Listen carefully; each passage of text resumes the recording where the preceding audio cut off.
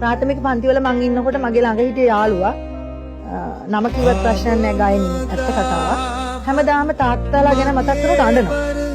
අඬනකොට මං දවසක් එයාගෙන් ඇහුවා ඇයි ඔයාගේ තාත්තා ඔබ දන්නේ නැහැ පොඩි කාලේ තේරුමකුත් නැහැ. තාත්තා නැද්ද කියලා. එයා මට කතාවක් කිව්වා මට අවුරුදු 20 ගාණක් ගිහින් තවත් මතකයි. අද මතක් වෙනකොට ඒක මහා සංවේදී කතාවක් වෙනවා. අර කලබල කාලේ ගෙයින් එළියට අරගෙන වෙඩි තියලා මරපු කාලයක් තිබුණයි. එයා කියනවා දවසක් ගෙදර දොරට තට්ටු කරා. තට්ටු කරලා තාත්තට එළියට එන්න කිව්වලු. ඉතින් අම්මා එක්කියවලු යන්න එපා එළියට යන්න එපා. ඒ කාලේ දන්නවනේ හැටි. ඒ තියද නෑ තාත්තා එළියට දෙන්න මුකුත් ප්‍රශ්නයක් නෑ අපි කතා කරලා ප්‍රශ්න අහලා එවනවා කිව්වලු.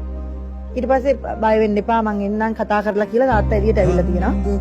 එයාලා ජනේලෙ එල්ලීලා බලන් හිටියා කිව්වා.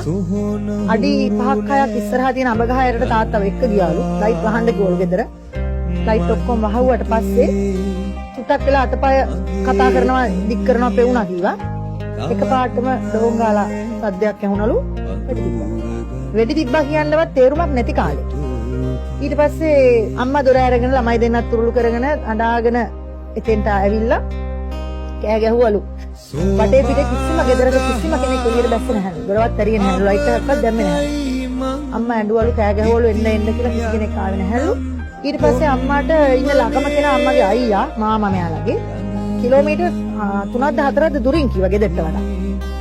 අම්මා කිව්වලු පුතේ බය වෙන්න එපා. තාත්තා ඉන්නවා. තාත්තා ළඟට වෙලා ඉන්න. මම මාමලා ගෙදර ගිහිල්ලා මාමා අඬ ගහගෙන එන්නම්. තාත්තා මැරලා කියලා දන්නේ නැහැ. සද්දයක් ඇහුණා වෙඩි තිබ්බ කලුවරේ ලේ පැල්ලමක්ව මුකුත් පේන්නේ නැතු තාත්තා වැටිලා විතරයි ඉඳලා තියෙන්නේ. මං හිතන්නේ නංගිට අවුරුදු 3ක් විතර ඒ කාලේ. එයාටත් අවුරුදු 10ක් විතර.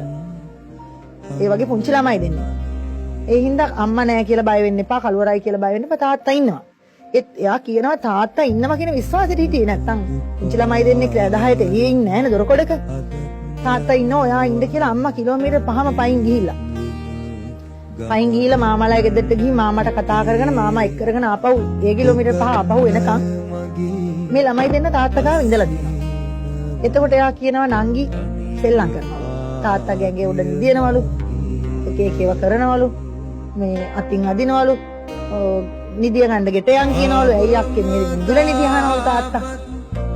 ඒතර එයා කියනවා මට ඒ හිතනවලු මොකක් හරි වෙලා කියලා. ටිකක් ලොකුයිනේ. බිල්ලක් හතුනානේ. මං ඒ නංගිත් එක්ක හිටියා. නංගිය රොඩ නගිනවලු, සින්දා වෙනවලු, සෙල්ලම් කරනවලු. තාත්තා නින්ද ගිහින් කියනවලු. ඉතින් පැය ගාණක් මං හිටියා ළඟට වෙලා අම්මා එනකම්. තාත්තගේ මිනිය තමයි හයිය වෙලා තිබුණේ.